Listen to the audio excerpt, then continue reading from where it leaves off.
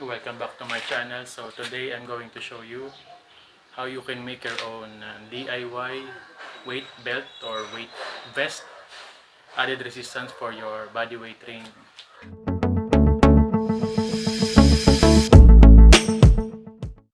For pull-ups, dips, and push-ups.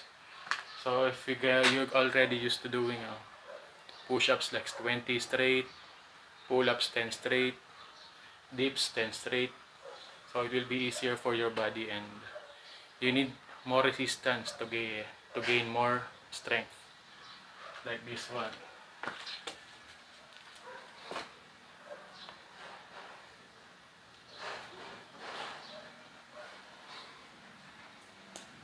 So during your body weight training, of course you will lose weight, you'll get lighter just by working out, so you need more resistance to build more strength. Progressive resistance training is the key for your bodybuilding and workout routines. So I have 5-pound plates, and I have an old bag that I used. This is like a body bag, a one sling bag.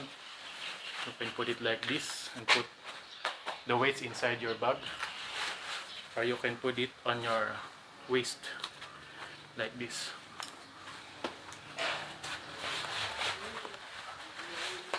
Better to find a bag that has this lock for your waist. So this one, this is perfect for pull-ups and dips because the weight is on your waist. So I just made some covering for my plates. So I have this 5-pound plates there.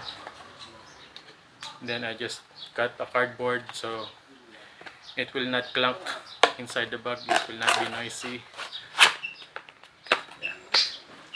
And also protection if you're gonna use your bag more for other stuff. So you just put the plates inside. 5, 10. So now you can have an added resistance when you're doing pull-ups. So it's your body weight plus the weights on your bag. So this is 10 pounds.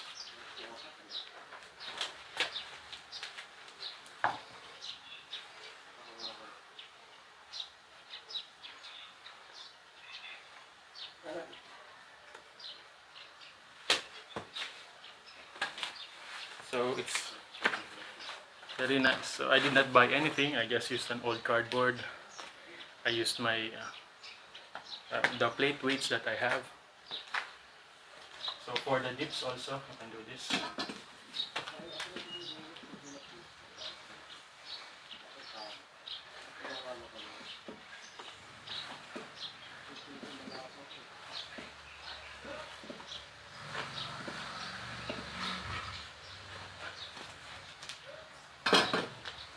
That's good.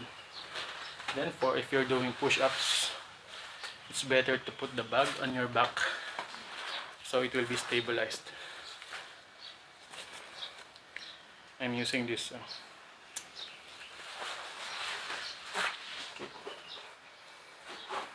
if you have a smaller bag, it's better, but be sure that it can carry some heavy loads. There.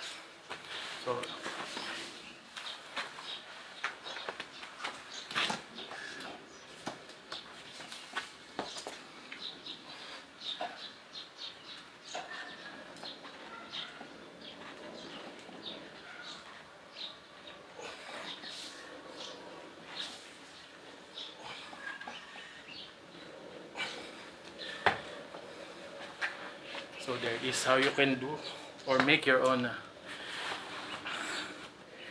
weight vest or additional weight for your workouts. So you can also wear this while walking.